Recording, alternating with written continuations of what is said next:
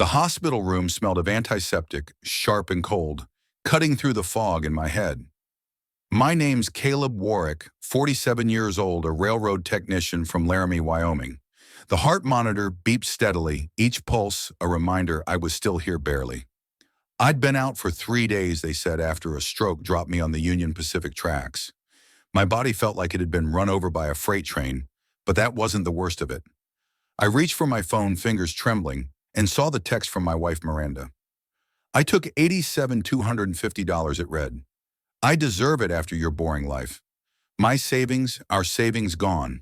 Stolen while I was fighting to survive.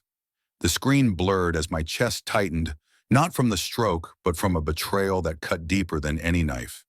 16 years of marriage, of long nights on the rails to keep her happy, vanished with a single message. Outside, Laramie's wind howled as empty as I felt. But something shifted in me, not rage, not yet, just a cold, clear resolve. Miranda thought I was done broken. She was wrong. What would you do if the person you loved most stole everything while you were dying? Stay with me to see how I fought back. Drop your thoughts in the comments. Would you forgive or fight? Subscribe to join the Chris fam and hear the rest of my story. My name's Caleb Warwick, and for 47 years I've called Laramie, Wyoming home. It's a place where the wind never stops, where the Union Pacific tracks stretch like veins across the plains, carrying the weight of history. I'm a railroad technician, the guy who keeps those tracks running, who knows every bolt and tie from Cheyenne to Rawlins. It's not glamorous long hours, frozen fingers, the hum of steel under my boots, but it's honest work. It paid for the little house on Cedar Street with its creaky porch and view of the Medicine Bow Mountains. It paid for 16 years with Miranda, the woman I thought I'd grow old with. I met Miranda at the Buckhorn Diner back in 2009, a snowy night when I stopped for coffee after a 12-hour shift. She was waitressing, 27 years old, with a laugh that could warm a Wyoming winter. Her hazel eyes sparkled when she teased me about ordering decaf, and by the time I left, I'd scribbled my number on the receipt. 6 months later, we were married in a courthouse ceremony, just us, a judge, and a promise to build a life together. Those early years were good. I'd come home smelling of grease, and she'd have dinner waiting, her hair tied back, humming some old country song. We'd talk about dreams, hers to travel, mine to buy a patch of land for a cabin someday. But dreams fade, don't they? About 2 years ago, Miranda changed. It was subtle at first, like the way the wind shifts before a storm. She got hooked on Instagram, posting selfies in designer clothes I didn't know we could afford. Her phone stayed glued to her hand screen, glowing late into the night.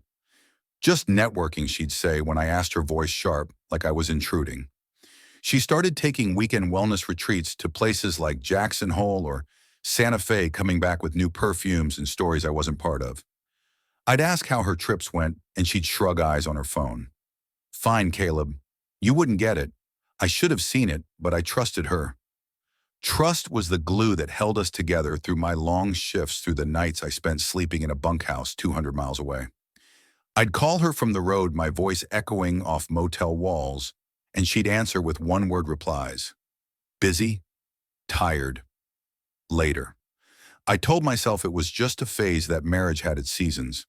I'd bring home extra shifts to cover her new handbags, her spa days, thinking if I worked harder, she'd come back to me. Looking back, I was a fool, laying tracks for a train that had already derailed. Laramie's a small town, the kind where secrets don't stay buried long. My sister Nora, 41, an accountant with a knack for spotting lies, noticed the change before I did. Over Sunday dinners at her place, she'd raise an eyebrow when I mentioned Miranda's trips. She's spending a lot, Caleb, Nora said once, her voice soft but pointed. You sure everything's okay? I brushed it off, said Miranda was just finding herself. Nora didn't push, but her eyes said she wasn't convinced. Her son Jasper, 22, and a law student at the University of Wyoming, was blunter. Uncle Caleb, she's acting shady, he told me last Christmas, handing me a beer. You need to check her phone. I laughed it off, but his words stuck a splinter I couldn't pull out. Nora and Jasper were my family, the ones who kept me grounded after Mom and Dad passed cancer, for her a heart attack for him. Nora's house, a cozy ranch style just off Grant Avenue, was where I'd go to escape the quiet of my own place. Jasper would talk about law school, his dreams of being a prosecutor, while Nora cooked pot roast, the smell filling the kitchen. Those nights reminded me what family meant, what I thought I had with Miranda. I drive home under Laramie's starlit sky, believing I could fix whatever was breaking between us. The signs were there, piling up like snowdrifts.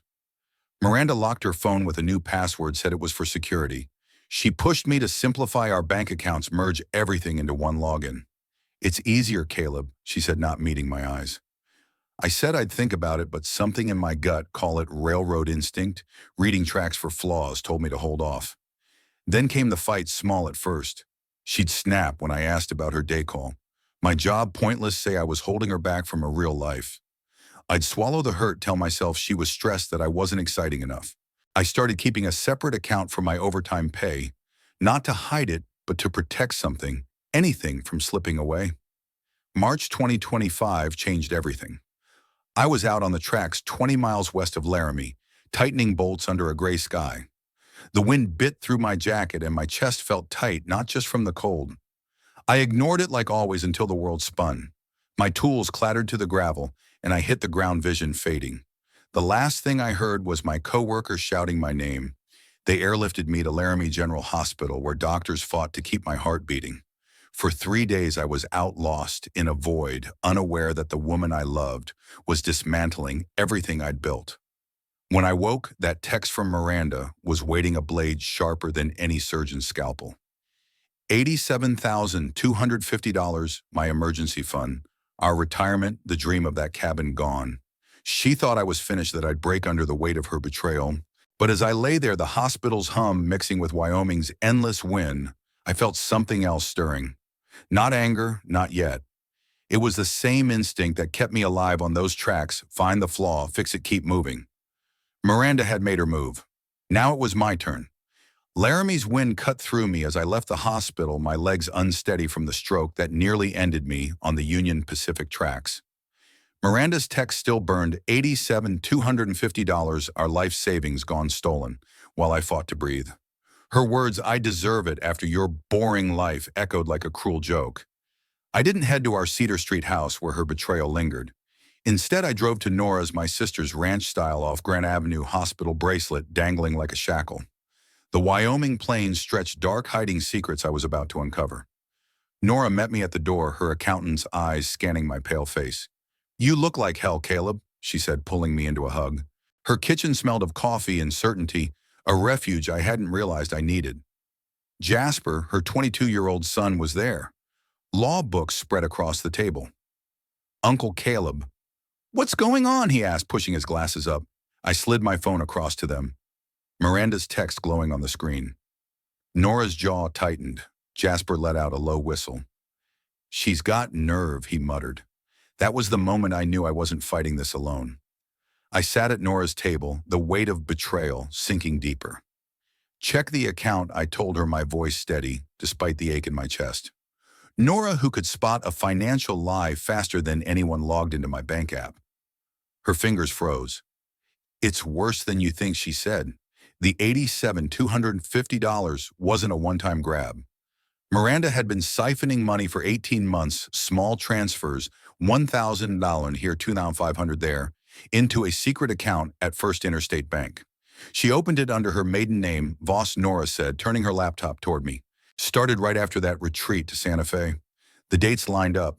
Every time I was out on the rails, she'd move money like she'd been planning her escape while I tightened bolts in the snow. Before I could process it, my phone buzzed. A text from Hazel Quinn, our 60-year-old neighbor who'd lived across from us for a decade. "Caleb, you okay? Saw Tanner Holt at your place again. Third time this week?"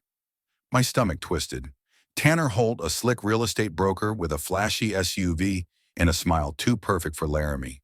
He'd moved in last year, always waving like we were pals. Miranda called him helpful, said he'd fixed our fence once. Now I saw it differently.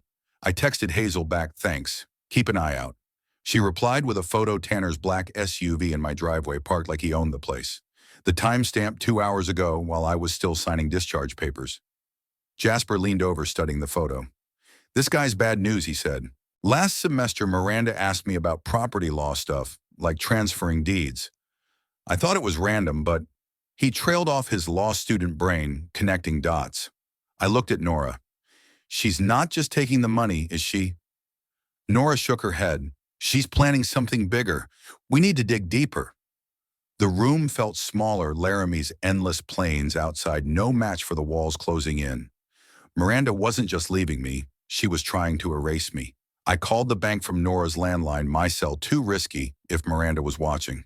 The fraud specialist, a woman named Karen with a clip voice, listened as I explained. I was unconscious when the transfers happened. I said in the hospital March 10 to 13.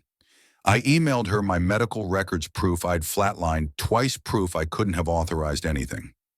We'll flag it as potential fraud, Karen said, but joint accounts are tricky. We'll need more to freeze her access. I hung up my hands, shaking not from weakness, but from the clarity of what I was up against. Miranda had played me for years, and Tanner was in on it. Nora pulled up more records, her fingers flying across the keyboard. Look at this, she said, pointing to a series of transfers spiking during my longest shifts, 3-day stints, when I'd be 300 miles away, no signal, no way to check. She knew your schedule. Nora said, her voice low. She waited till you were gone. The betrayal wasn't just personal, it was surgical. I thought of Miranda's Instagram post, her perfect life curated, while I froze on the tracks. Every like, every follower paid for with my sweat. Jasper grabbed his phone, scrolling through Miranda's social media.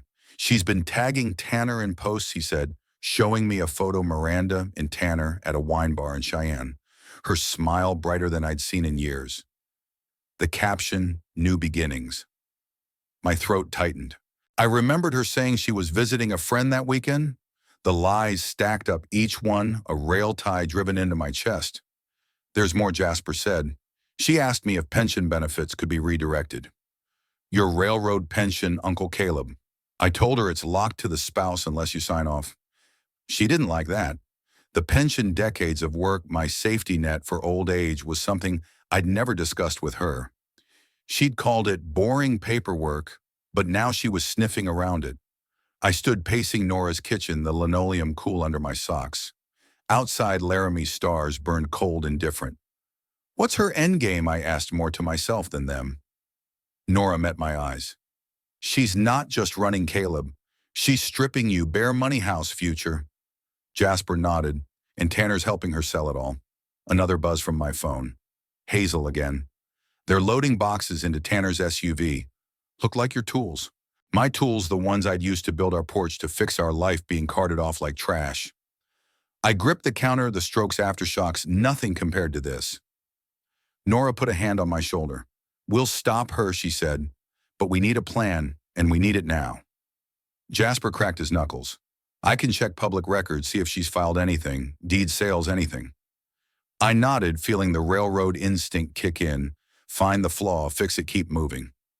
Miranda thought she'd won that. I'd wake up broken and beg her to stay.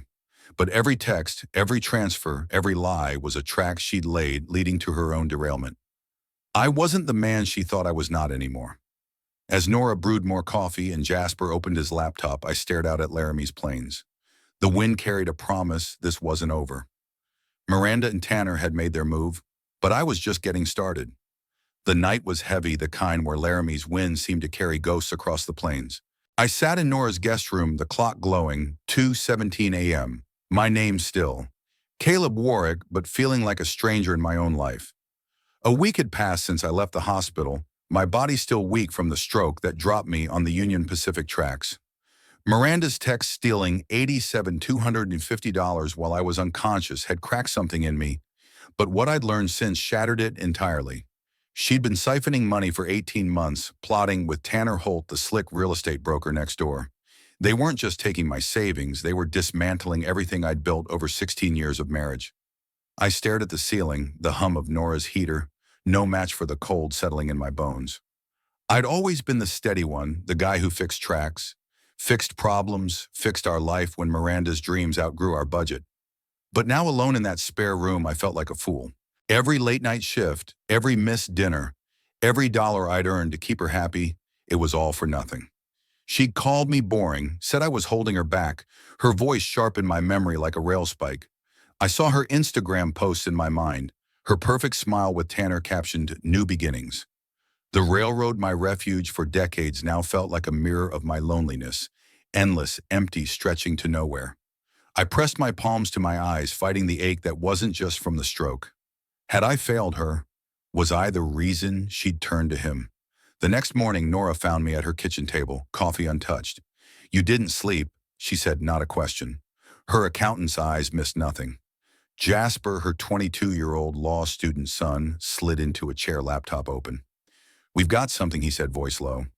Nora pulled up a real estate website, and there it was, our house on Cedar Street, listed for $280,000, 20% below market. My breath caught. The listing showed our porch, the one I'd built with my own hands, and the backyard where I'd planted junipers for Miranda's birthday. But the seller's signature wasn't mine. It was a scrawl meant to look like mine, dated 2 days ago, when I was still in the hospital.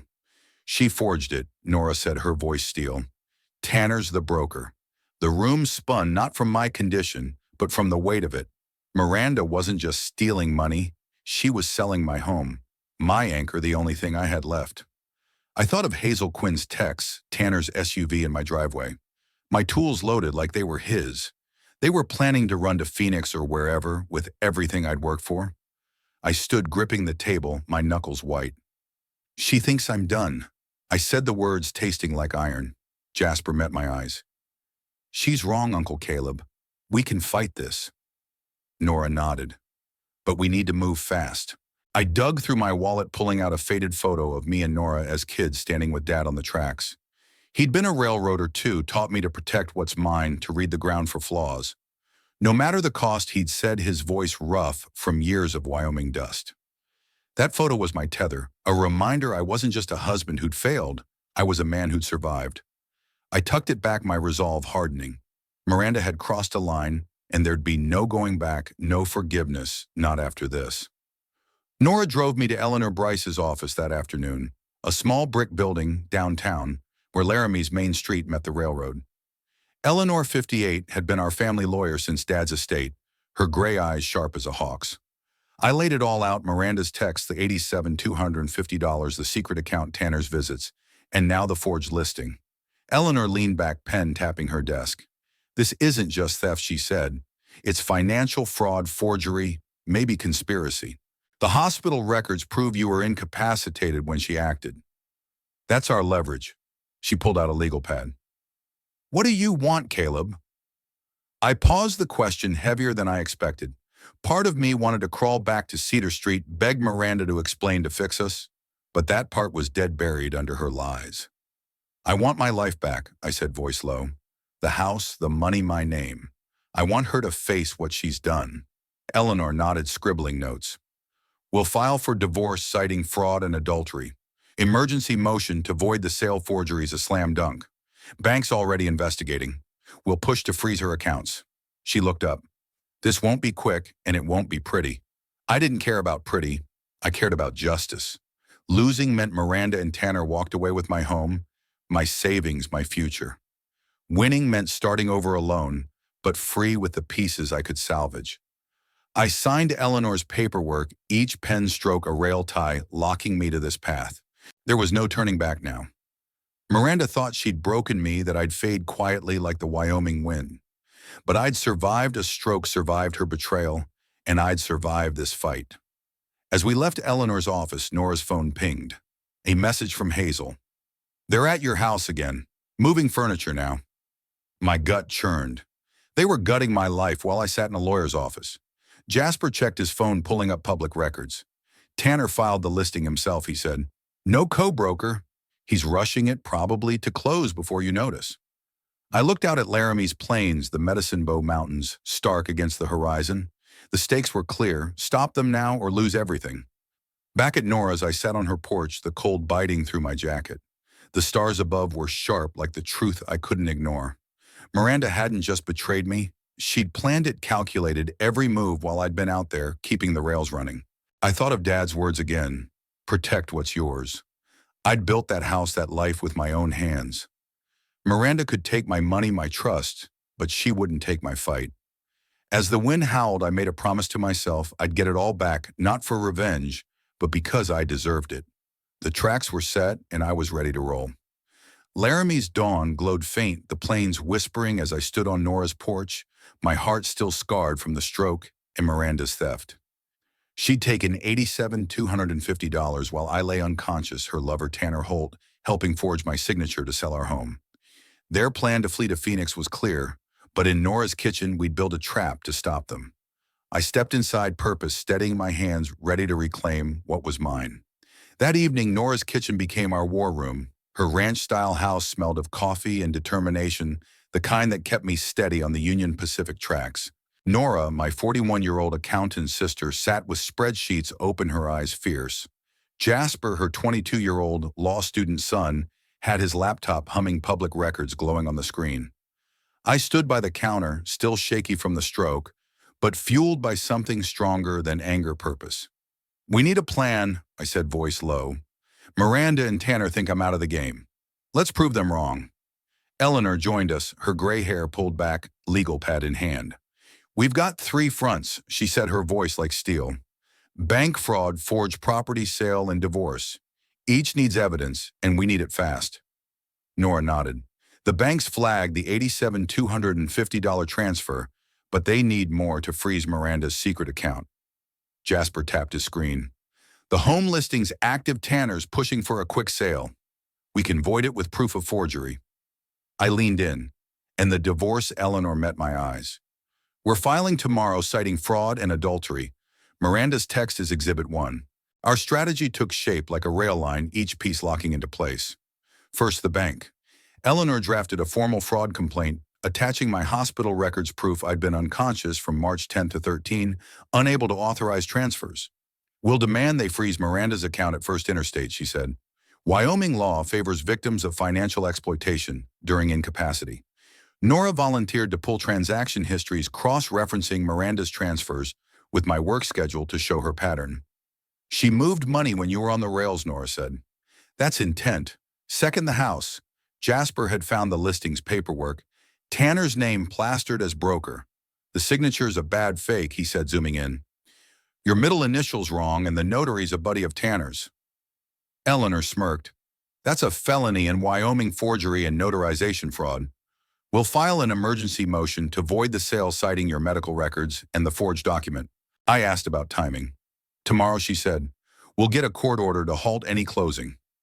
Jasper offered to check county records for other filings, ensuring Tanner hadn't slipped anything else past us. Third, evidence to tie it all together. "We need proof they're planning to run," I said, thinking of Hazel Quinn's texts about Tanner's SUV. "My tool's vanishing." Jasper grinned. "Your security cameras, Uncle Caleb. You installed them last year, right? I'd forgotten motion-activated cameras on the porch and garage uploading to cloud storage." "Miranda probably thinks they're offline," I said. Jasper logged into my account, and there it was, footage from yesterday. Miranda and Tanner loading boxes into his SUV, my toolbox, our TV, her designer bags. Her laugh echoed carefree like she'd already won. "This is gold," Eleanor said. "It shows intent to flee with marital assets." We divided tasks. Nora would finalize bank records, Jasper would download and timestamp the footage, and Eleanor would prep legal filings. My job was surveillance, not confrontation, not yet. "Stay invisible," Eleanor warned. "If Miranda knows you're back, she'll bolt." I nodded, the railroad instinct kicking in, watched the track spot the flaw strike at the right moment. We worked late, Laramie's wind rattling the windows, each of us fueled by the same fire. This wasn't just about me, it was about stopping a betrayal that had been planned under my nose for years. The next morning I borrowed Nora's truck, parking 2 blocks from Cedar Street at dawn. The air was crisp, the Medicine Bow Mountains looming like silent judges.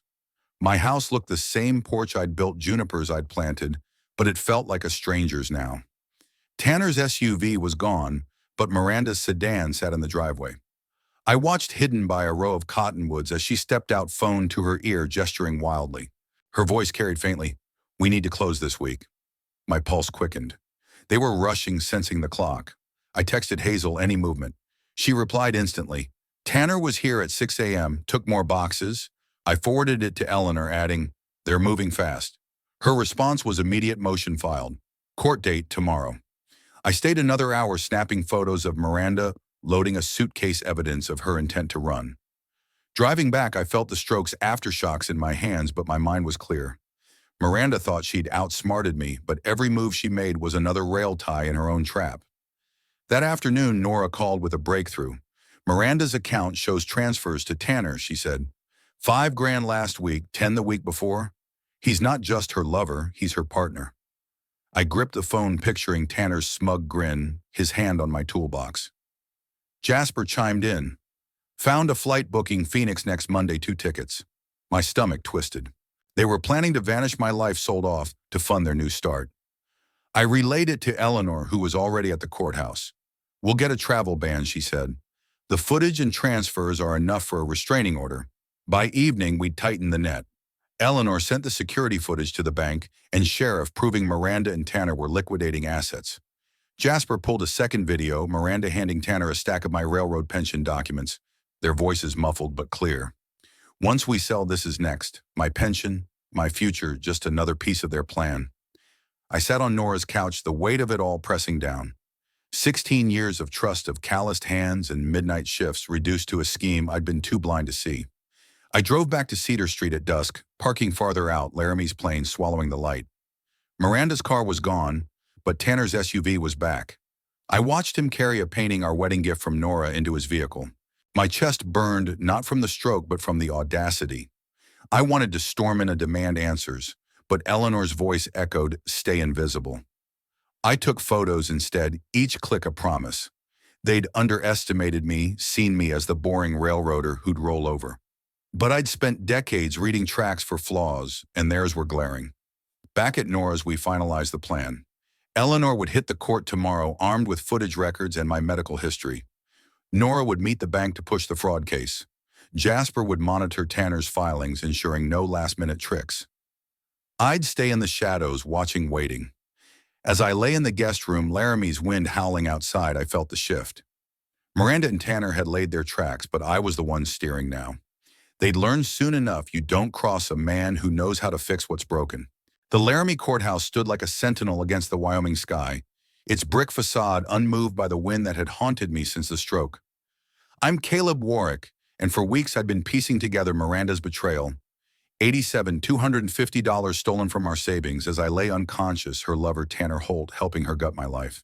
They'd forged my signature to sell our Cedar Street house, planned to flee to Phoenix, and even eyed my railroad pension. But today in this courtroom, their tracks would derail. I sat beside Eleanor Bryce, my lawyer, her gray eyes fixed on the judge's bench. Nora and Jasper were behind me, their presence a steady rail beneath my shaking hands. The hearing began at 9 a.m., the room cold despite the spring light filtering through high windows. Judge Harlan, a wiry man with a voice like gravel, reviewed Eleanor's filings, my hospital records. Miranda's text confessing the theft, bank statements, showing her secret account in the forged home listing. Miranda sat across the aisle, her designer jacket out of place. Tanner beside her, his usual smirk gone. Eleanor rose, her tone cutting. Your Honor, while Caleb Warwick fought for his life, Miranda Voss drained their joint account and attempted to sell their home with a falsified signature. We have security footage proving their intent to flee with marital assets. She played the video on a courtroom screen, Miranda and Tanner loading my toolbox, our TV, her bags into his SUV.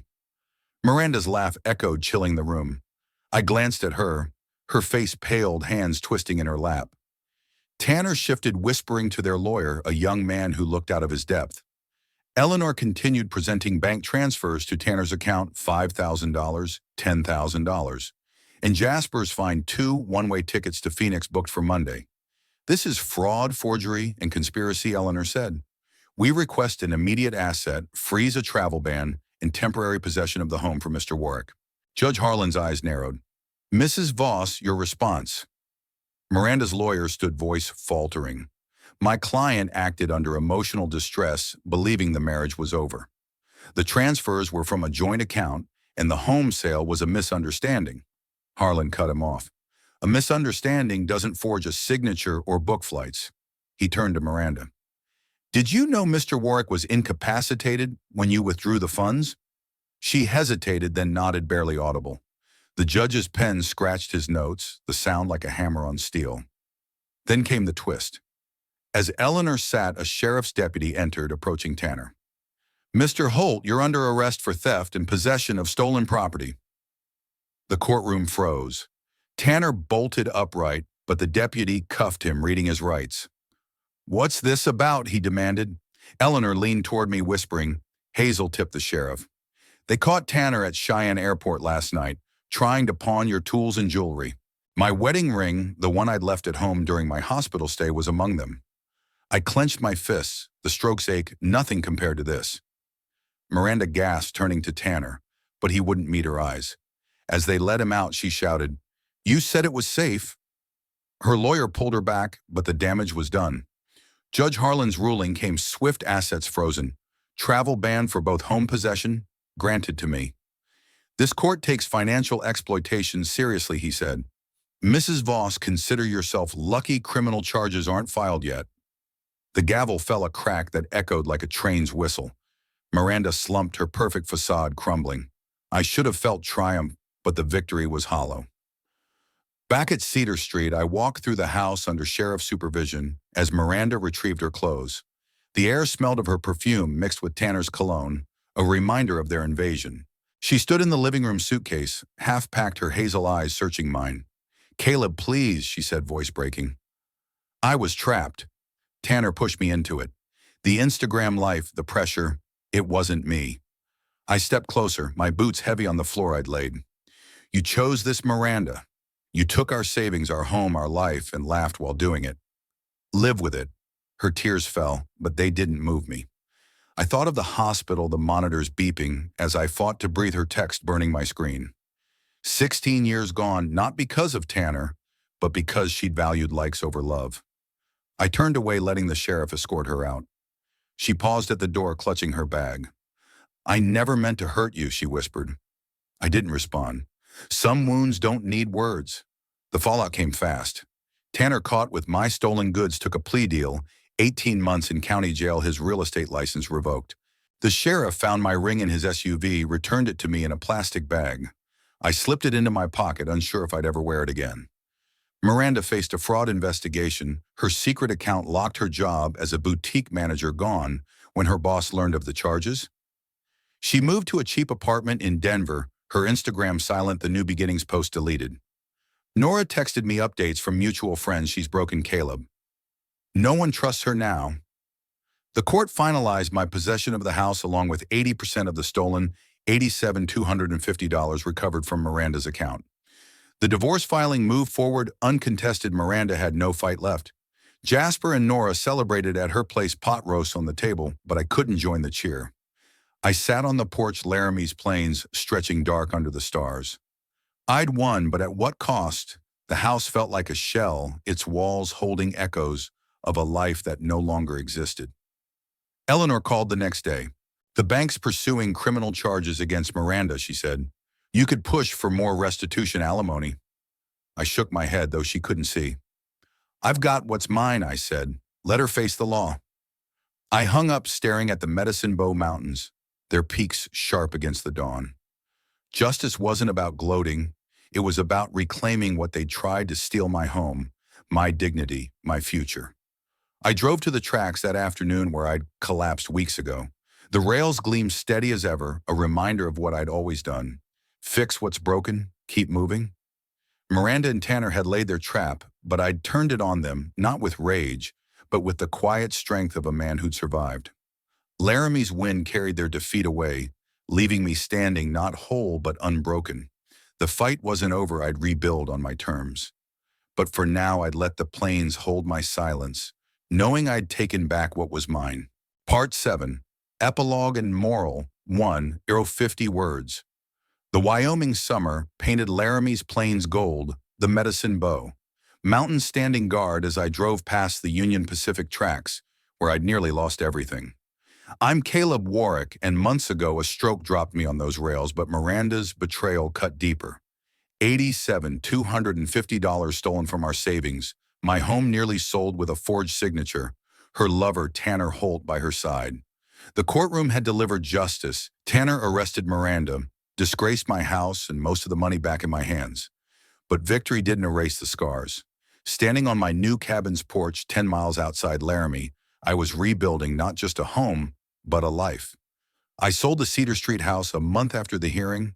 Its walls held too many ghosts: Miranda's perfume, Tanner's cologne, the laughter from her Instagram videos that mocked our 16 years. The new owners, a young couple with a toddler, loved the porch I'd built, unaware of the betrayal it had witnessed. With the sale money, I bought this cabin, a simple A-frame, nestled in a valley where the wind sang softer. The view stretched to the horizon, Laramie's Plains a canvas for starting over. I'd traded my railroad technician's boots for a supervisor's clipboard, a desk job that let me sleep in my own bed every night. No more midnight shifts, no more 300-mile hauls. My heart still healing thanked me. Nora's ranch-style house remained my anchor. Sunday dinners with her and Jasper, now 23 and deep in law school, were a ritual I'd never trade. Over pot roast, Jasper talked about his classes, his eyes bright with dreams of being a prosecutor. "You're paying for half my tuition," he said one night, grinning. I'd set up a fund with part of the recovered $87,250, ensuring he'd graduate debt-free. "It's an investment," I told him, ruffling his hair like when he was a kid. Nora watched us, her accountant's precision softened by pride. "You're doing good, Caleb," she said. Her words warmed me more than the Wyoming sun. I'd started giving back in ways I hadn't expected. A month ago, I spoke at Laramie's Community Center, a low-brick building off Grand Avenue, where locals gathered for everything from bingo to crisis support. The organizer, a woman named Sarah, had heard my story through Hazel Quinn, our neighbor who'd tipped me off about Tanner. "Share what happened," Sarah urged. "It'll help." I stood before 30 people, my calloused hands gripping a podium, and told them about the stroke, Miranda's theft, the forged sale. A single mother in the back, her eyes red, approached me after. "My ex tried something similar," she said. "You gave me courage to check my accounts." Her handshake, firm and grateful, stayed with me. I'd gone to inspire but left inspired. Hazel became a regular at those talks, her silver hair catching the light as she nodded from the front row. "You're a hero, Caleb," she told me once, handing me a plate of her famous oatmeal cookies. I laughed, shaking my head. Just a guy who didn't give up. But her words lingered, a reminder that Laramie's community, small, tough, real, had carried me through. I'd started a support group with Sarah, meeting weekly to help others spot financial fraud. Each story I heard, each nod of understanding, built something new in me, stronger than the tracks I'd once fixed. I saw the old tracks one August evening, driving to where I'd collapsed. The rails gleamed under the setting sun, steady as ever. I parked, stepping onto the gravel, the wind carrying the scent of sagebrush. This was where it started, the stroke, the betrayal, the fight. I pulled my wedding ring from my pocket, the one Tanner had tried to pawn. It felt heavy, a relic of a life I no longer lived. I didn't hate Miranda anymore.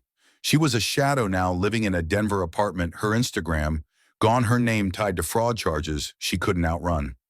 Tanner was in jail, his 18-month sentence a footnote. Their defeat wasn't my triumph. My survival was. Nora and Jasper joined me for a fishing trip the next weekend, a tradition we'd neglected since Dad's days. We cast lines into a creek near my cabin, the water clear as glass. Jasper hooked a trout, his laugh echoing off the valley. "You're getting soft, Uncle Caleb," he teased when I fumbled my reel. I grinned, the moment lighter than any in years. These were my people, my family, worth more than any dollar Miranda stole. I'd missed too many of these days chasing a marriage that wasn't real. Now I was here, present whole. The divorce finalized in July, a quiet affair.